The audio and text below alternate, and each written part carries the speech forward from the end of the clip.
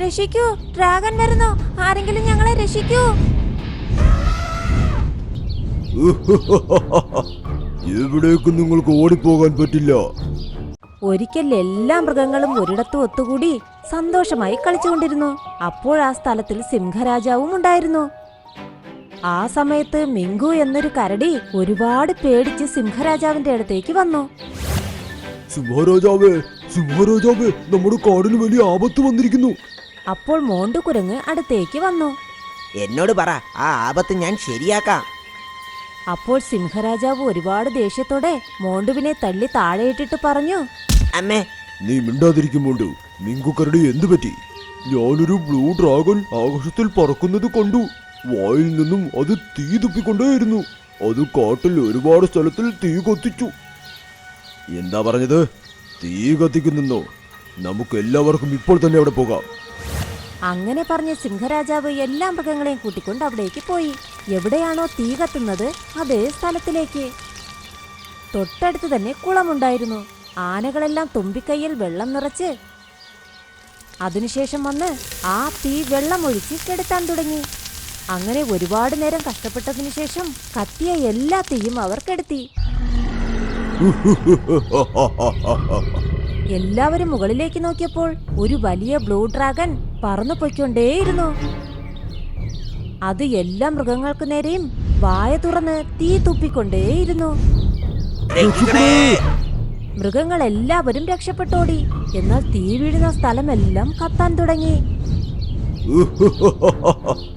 എവിടേക്കും നിങ്ങൾക്ക് ഓടിപ്പോകാൻ പറ്റില്ല. അത് താഴെ വന്ന് ഉച്ചത്തിൽ ചിരിക്കാൻ തുടങ്ങി. നിനക്കെന്ത് ധൈര്യമാണ് ഞങ്ങളുടെ കാട്ടിൽ തീ കത്തിക്കുന്നു നീ? അപ്പോൾ അത് വീണ്ടും കുറച്ച് തീ തുപ്പിയ ഉടനെ മോണ്ടുകുരങ്ങന്റെ വാലിൽ പോയി കത്തി. അയ്യോ, തീ! അത് അവിടെയും ഇവിടെയും ഓടാൻ തുടങ്ങി. പിന്നെ അതിന്റെ വാല് കൊണ്ടുപോയി വെള്ളത്തിൽ മുക്കി. എന്തൊരാശ്വാസം! ആരാണ് നീ? ഞങ്ങളുടെ കാട് എന്തിനാണ് നീ നശിപ്പിക്കുന്നത്?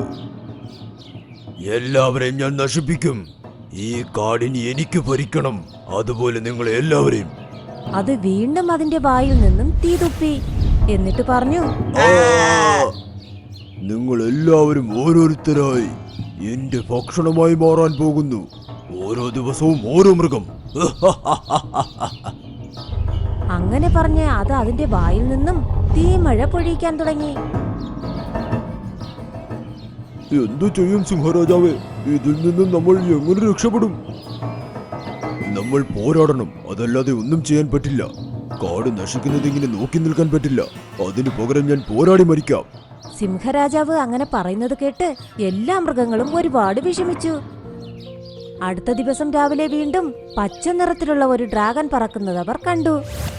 എല്ലാവരും അതിനെ കണ്ട് അവിടെയും ഇവിടെയും ഓടി.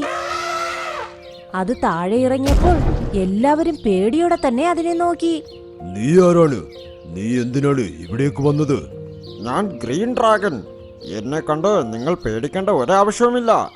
എനിക്ക് അറിയാം, നിങ്ങളെ ബ്ലൂ ഡ്രാഗൺ ശല്യം ചെയ്യുന്നില്ലേ? അതിൽ നിന്നും നിങ്ങളെ രക്ഷിക്കാനാണ് ഞാൻ വന്നത്. അതിന്റെ ശാന്തതയോടുള്ള സംസാരം കേട്ട് എല്ലാവർക്കും ഒരുപാട് സന്തോഷമായി. അപ്പോൾ കരടിയും സന്തോഷിച്ചു. ഇനി അവർക്ക് ഒരു പ്രശ്നവും വരില്ല എന്ന്.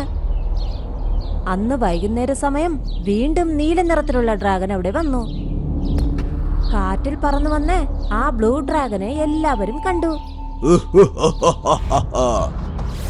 രക്ഷിക്കൂ, ഡ്രാഗൺ വരുന്നു, ആരെങ്കിലും ഞങ്ങളെ രക്ഷിക്കൂ. അത് ഭയാനകരമായി ചിരിച്ച് അവിടെയും ഇവിടെയും തീ തുപ്പിക്കൊണ്ടേയിരുന്നു.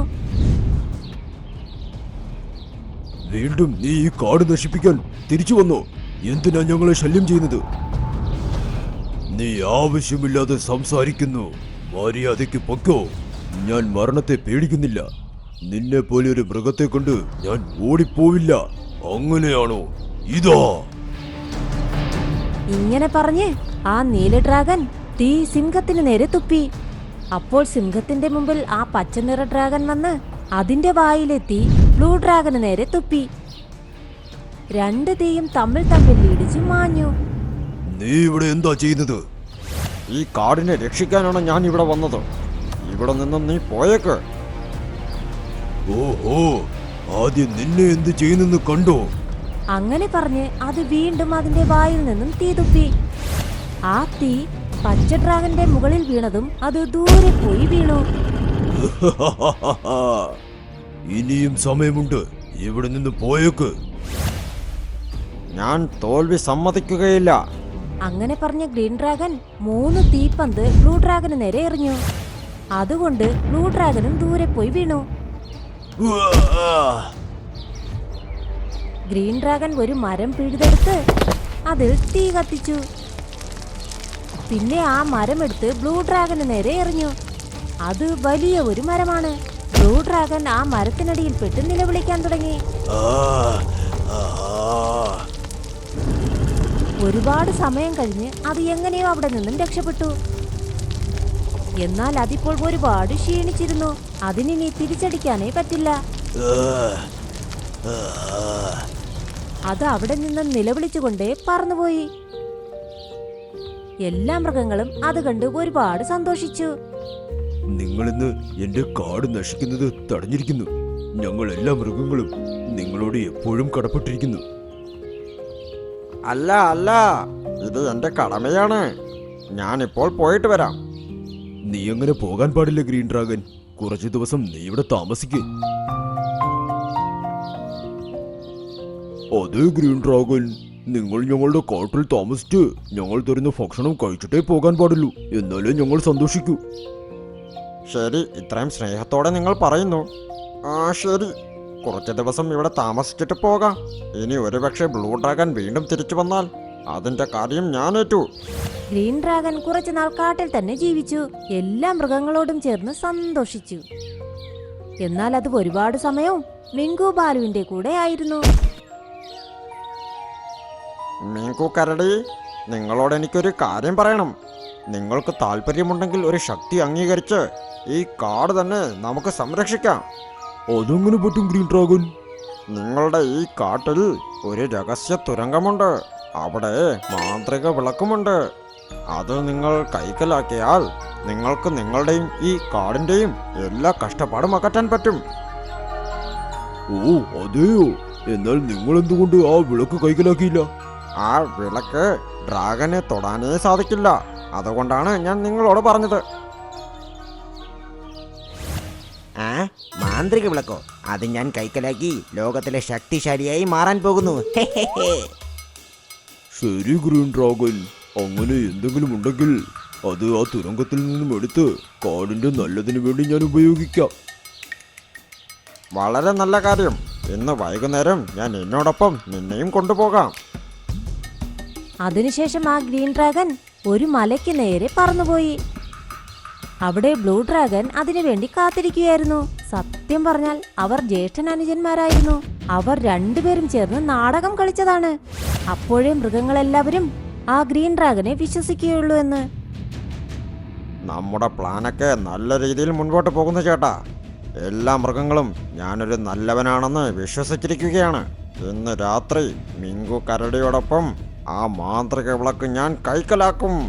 അത് കൈക്കലാക്കാനല്ലേ നമ്മൾ ഈ ഡ്രാമയെല്ലാം കളിച്ചത്.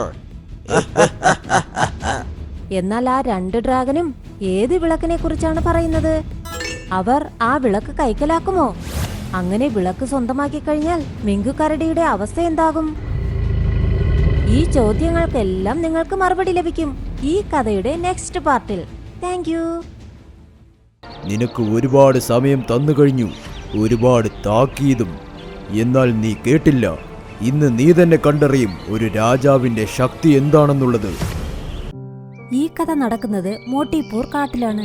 അവിടെ ഒരുപാട് പക്ഷികൾ ജീവിച്ചിരുന്നു. അവിടെ 2 പരുന്തും ജീവിച്ചിരുന്നു, സോനുവും മോനുവും. അവർ സഹോദരങ്ങളായിരുന്നു. സോനു വളരെ ദുഷ്ടനാണ്, മോനു വളരെ നല്ലവനും. സോനു ദിവസവും എന്തെങ്കിലും കാരണത്താൽ ബാക്കി പക്ഷികളെ കൊല്ലും. അതേസമയം മോനു വളരെ സ്നേഹത്തോടും കാരുണ്യത്തോടും പെരുമാറും. സോനു ഒരു ദിവസം ധാന്യങ്ങൾ അന്വേഷിച്ച് കാട്ടിൽ കൂടെ പറക്കുകയായിരുന്നു.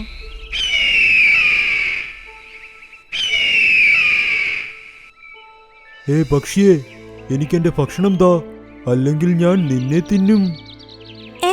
ഇതെന്ത് അക്രമമാണ്? ഇത് ഞാൻ കൊണ്ടുവന്ന ഭക്ഷണമാ. നിനക്കുള്ളത് നീ കണ്ടെത്ത്.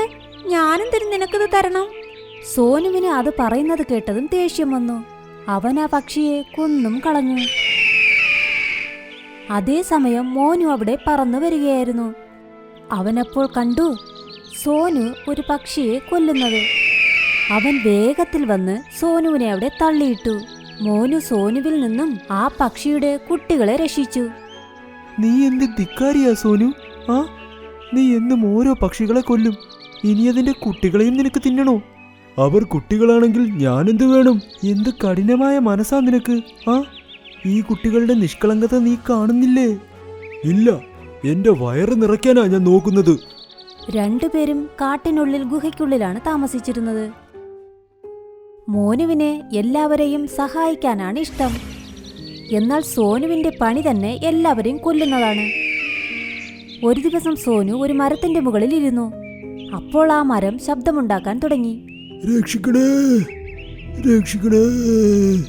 അയ്യോ, എന്തു പറ്റി? എന്തിനാ കരയുന്നത്? എന്റെ അടുത്തായി നീ ഒരു മരം കാണുന്നില്ലേ? അവൻ എന്റെ വേരിൽ നിന്നും വളർന്നതാ. അവനെ ആരോ ഇപ്പോൾ അമ്പെയ്തിരിക്കുന്നു. അവന് നന്നായി വേദനിക്കുന്നുണ്ട്.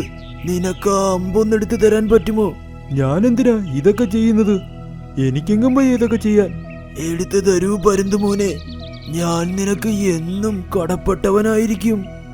നീ ഇപ്പോൾ ദയവ് ചെയ്ത് എന്നെ സഹായിക്കണം. സോനു പരുന്ത് ഒന്നും മിണ്ടാതെ അവിടെ നിന്നും പറന്നുപോയി. പിന്നാലെ മോനു പരുന്തും അവിടെ വന്നു. അവിടെ വന്ന് അവനും ഇരുന്നു. മരം അപ്പോഴും കരയുകയായിരുന്നു. മോനു അവന്റെ ശബ്ദം കേട്ട് അവനോട് ചോദിച്ചു, മരമുത്തശ്ശ, താങ്കൾക്ക് എന്തു പറ്റി? താങ്കൾ എന്തിനാ കരയുന്നത്? പരുന്തുമോനെ, എന്നെ ഒന്ന് സഹായിക്കൂ. അടുത്തായി ഒരു മരം കാണുന്നില്ലേ? അവൻ എന്റെ വേരിൽ നിന്നും വളർന്നതാണ്. അവനെ ആരോ അമ്പെയ്തിരിക്കുന്നു. നിനക്കതൊന്ന് എടുക്കാമോ? മോനു പറന്നുപോയി ആ അമ്പ് പുറത്തെടുത്തു. അപ്പോൾ മരമുത്തശ്ശന് ഒരുപാട് സന്തോഷമായി. മോനു, നീ വളരെ നല്ലവനാണ്. എന്നാൽ വേറെ ആരും എന്നെ സഹായിച്ചതേയില്ല. നീ മാത്രമേ സഹായിച്ചുള്ളൂ. അതേ മരമുത്തശ്ശ, തികച്ചും. ആ രാജ്യത്തിലെ എല്ലാവർക്കും തത്തയുടെ രാജ്യത്തിൽ നിന്നാണ് ഭക്ഷണം കിട്ടിയിരുന്നത്. തത്ത എല്ലാവർക്കും തുല്യമായി ഭക്ഷണം കൊടുത്തിരുന്നു. അതുകൊണ്ട് തത്തയെ എല്ലാവരും ബഹുമാനിച്ചിരുന്നു. എന്നാൽ സോനു എപ്പോഴും തന്റെ ഭക്ഷണം കഴിച്ചിട്ട് മറ്റുള്ളവരുടെ ഭക്ഷണവും കട്ടെടുക്കും. അവനെതിരെയുള്ള പരാതിയുമായി എല്ലാ പക്ഷികളും തത്തയുടെ മുൻപിൽ എത്താൻ തുടങ്ങി. സോനു, നിന്നെക്കുറിച്ച് ഒരുപാട് പരാതികൾ കിട്ടിയിട്ടുണ്ട്. നിനക്കുള്ള ശിക്ഷ ഇതാണ്.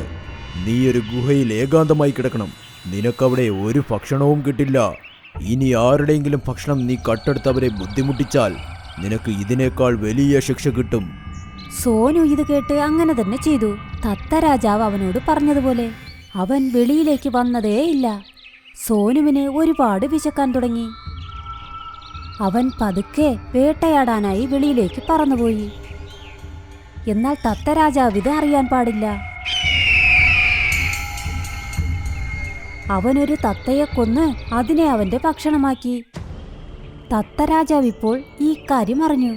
സോനു ഒരു പക്ഷിയെ കൊന്ന് അതിനെ അവൻ തിന്നിരിക്കുന്നു. തത്ത രാജാവ് സോനുവിനെ അപ്പോൾ തന്നെ വിളിപ്പിച്ചു. സോനു, നിന്റെ ശിക്ഷ ഇതാണ്. നീ എത്ര പേരുടെ ജീവൻ എടുത്തിട്ടുണ്ട്? ഇന്ന് ഞാൻ നിന്നെ ബലി നൽകാൻ പോകുന്നു. തത്തരാജാവേ, എന്നോട് ക്ഷമിക്കൂ. ഞാനിനി ഇങ്ങനെ ചെയ്യില്ല. എനിക്ക് മാപ്പ് തരൂ. ഇല്ല, നിനക്ക് ഒരുപാട് സമയം തന്നു കഴിഞ്ഞു, ഒരുപാട് താക്കീതും. എന്നാൽ നീ കേട്ടില്ല. ഇന്ന് നീ തന്നെ കണ്ടറിയും ഒരു രാജാവിന്റെ ശക്തി എന്താണെന്നുള്ളത്. തത്ത രാജാവ് അപ്പോൾ പ്രഖ്യാപിച്ചു. സോനു പരുന്തിനെ ഉടൻ ബലി നൽകാനായി. അപ്പോൾ മോനു അവിടെ വന്നു. വന്നവൻ സോനുവിനെ തള്ളിമാറ്റി. അങ്ങനെ അബദ്ധത്തിൽ സോനുവിന്റെ ബലിക്ക് പകരം അവിടെ മോനുവിന്റെ ബലി നടന്നു. സോനു അപ്പോൾ അമ്പരന്നുപോയി. തനിക്കെന്തുകൊണ്ട് ഒന്നും പറ്റിയില്ല. അവനെന്നാൽ നേരെ നോക്കിയതും അവന്റെ സഹോദരൻ മരിച്ചു കിടക്കുന്നു. ആ ബലിയിൽ മരിച്ചത് അവനായിരുന്നു. സോനു അപ്പോൾ ഒരുപാട് കരഞ്ഞു. സോനു പരുന്തേ, നോക്ക് നിന്റെ സഹോദരൻ എത്ര നല്ലവനാണെന്ന്. അവൻ അവന്റെ പ്രാണനേക്കാൾ നിന്നെ ഒരുപാട് സ്നേഹിച്ചിരുന്നു. നിന്നെ തെറ്റിൽ നിന്നും രക്ഷിക്കാൻ അവൻ അവന്റെ ജീവൻ ബലി നൽകി. സോനു ഏങ്ങി ഏങ്ങി കരഞ്ഞു. അവൻ ഒരു വാക്കും മിണ്ടിയില്ല. അവൻ തറയിലേക്ക് വീണു. തിരിച്ച് തന്റെ ഗുഹയ്ക്കുള്ളിൽ പോയി ജീവിക്കാനും തുടങ്ങി. സോനുവിനപ്പോൾ തന്റെ സഹോദരന്റെ ഓർമ്മകൾ വന്നു. അവരെങ്ങനെയാണ് ഒരുമിച്ച് പറന്നത്, എങ്ങനെയാണ് കളിച്ചതെന്നൊക്കെ. അതിനുശേഷം സോനു ഒരു പക്ഷികളുടെയും ജീവൻ എടുത്തതേയില്ല. പകരം അവരെ സഹായിച്ചു. അവൻ വളരെ നല്ലവനുമായി. മോനു പരുന്തിന്റെ ബലിക്ക് ശേഷം സോനു പരുന്തിന് മനസ്സിലായി നിരപരാധികൾ പെട്ടെന്ന് മരിക്കുന്നു. എന്തു ദുഃഖകരമാണിത്. അവൻ തന്റെ കുടുംബത്തിലെ അംഗമായിരുന്നു, ഒപ്പം തനിക്ക് പ്രിയപ്പെട്ടവനും. ഈ കഥയിൽ നിന്ന് നമ്മൾ പഠിച്ചത് അത് വളരെ മോശമായ കാര്യമല്ലേ? നമ്മുടെ മോശമായ പെരുമാറ്റം മറ്റുള്ളവരെ ബാധിക്കുന്നത്.